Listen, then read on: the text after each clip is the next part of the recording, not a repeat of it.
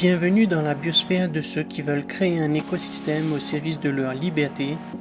Je te partage des idées pour vivre de ce qui te passionne, des conseils pour te simplifier ton quotidien, pour être plus autonome et ne dépendre de personne, des opinions pour ouvrir ton esprit sur ton environnement, sortir de la rat race et accomplir ta mission de vie.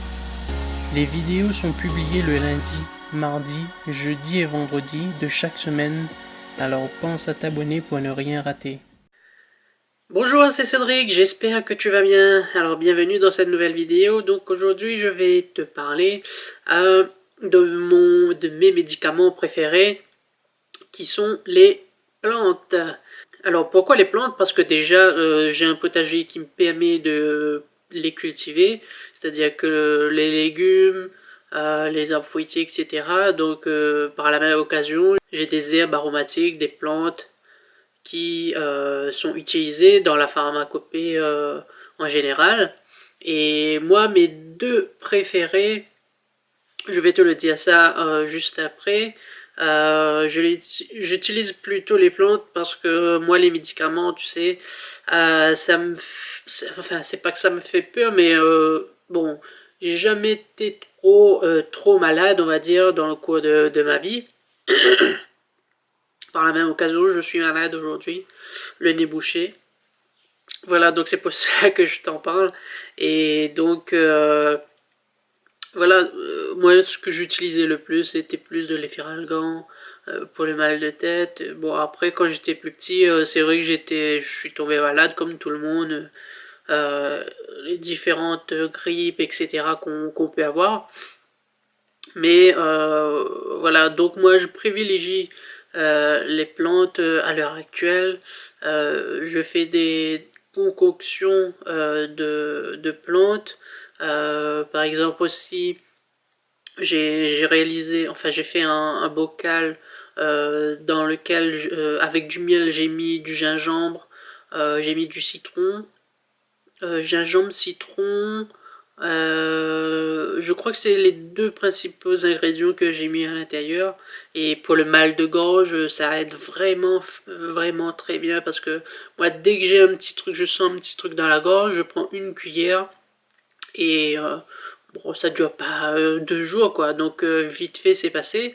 Et donc je reviens sur les deux plantes que j'utilise le plus souvent. C'est par rapport quand moi j'ai des problèmes de nez, par exemple le nez bouché, les sinus, etc. Quand voilà, on mouche beaucoup, j'utilise le thym. Donc bon, tu peux utiliser le thym frais, c'est mieux. Et de préférence, utilise du thym bio sans pesticides ajoutés, si tu vois ce que je veux dire, parce que voilà, si tu fais pas attention avec qui tu achètes tes légumes, ton thym par exemple, tu peux avoir beaucoup de résidus de désherbants, d'insecticides, de fongicides, etc. que certains agriculteurs utilisent encore. Donc je te conseille de prendre, de bien te renseigner sur ton approvisionnement. Le thym, tu le prends frais et super bio. À la limite, si tu peux le faire pousser chez toi-même, c'est pas très compliqué. Tu prends un petit pot, tu achètes une botte de thym et tu prends plusieurs petits cœurs, c'est-à-dire de cette grandeur-là. Tu les repiques, tu les arroses et tu verras, à un moment tu les auras. Mais moi je trouve que une autre variété de thym que j'ai et qui est super efficace, qui dure beaucoup plus longtemps et qui est beaucoup plus aromatique, c'est le thym arbuste. Je mets une photo. Le thym arbuste, il est super génial parce que c'est comme un petit arbuste, il pousse et voilà, c'est une plante pérenne qui dure très longtemps par rapport au thym traditionnel qui déjà d'une est très difficile à faire pousser selon les régions. Et ensuite, son cycle de vie est quand même assez court. Donc, il suffit juste d'avoir une petite sécheresse ou un dérèglement. Voilà, donc la plante meurt et on met le pot de côté et on voit autre chose. Donc, le thym arbuste, Il est super bien, il dure très longtemps. Je trouve qu'il est beaucoup plus parfumé que le thym normal. Ça pousse très bien. Et bah voilà, quoi dire. Moi, je trouve que c'est le meilleur thym que maintenant que j'ai et je l'utilise essentiellement dans ma cuisine pour mes décoctions, pour les tisanes. Et voilà. Donc il y a le thym. Et ensuite, en deuxième, c'est les feralgans. Les feralgans, pas le médicament. Je sais pas si tu connais, mais il y a une plante, je te mets la photo. Ça s'appelle vraiment les feralgans, tu peux regarder sur Wikipédia, etc. Et donc bah, cette plante, elle s'appelle les feralgans pourquoi? Parce que elle agit, elle a sûrement des molécules qui sont similaires ou proches du médicament, mais en tout cas c'est naturel.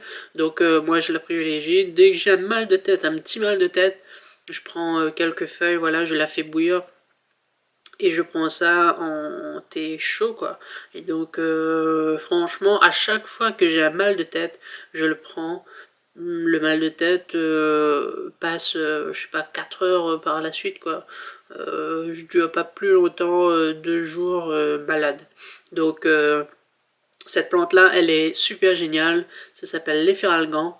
Et je te conseille, en plus, elle pousse extrêmement facilement. C'est-à-dire, tu prends un petit bout, tu la mets dans la terre. Même, je pense que même la feuille, elle peut même reprendre ou pousser. Mais bon, si tu as l'occasion de trouver une petite branche, tu sentiras, si par exemple, quand tu la trouves, tu verras la forme de la feuille par rapport à la photo que je t'ai mis.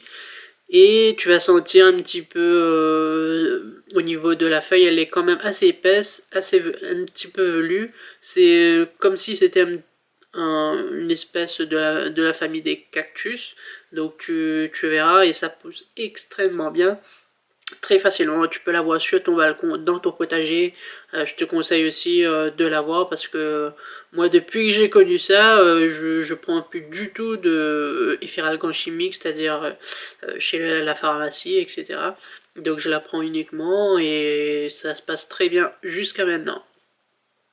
Voilà, bah, je voulais te faire une petite vidéo là-dessus parce que comme je suis malade, bah, j'ai en profité de l'occasion pour te parler de la médecine naturelle. Donc c'est un point, enfin c'est quand même un sujet très très large où il y a d'autres personnes qui sûrement en parlent mieux que moi. Mais en avoir dans son potager, c'est quelque chose qui est très bénéfique pour ta santé et t'évite d'acheter, de consommer tout simplement et de dépendre des laboratoires pharmaceutiques. Voilà, j'espère que cette courte vidéo t'aura plu. Mets-moi un gros pouce bleu dans les commentaires pour faire passer mon mal de tête, mon nez qui coule. Je te dis à bientôt. Salut!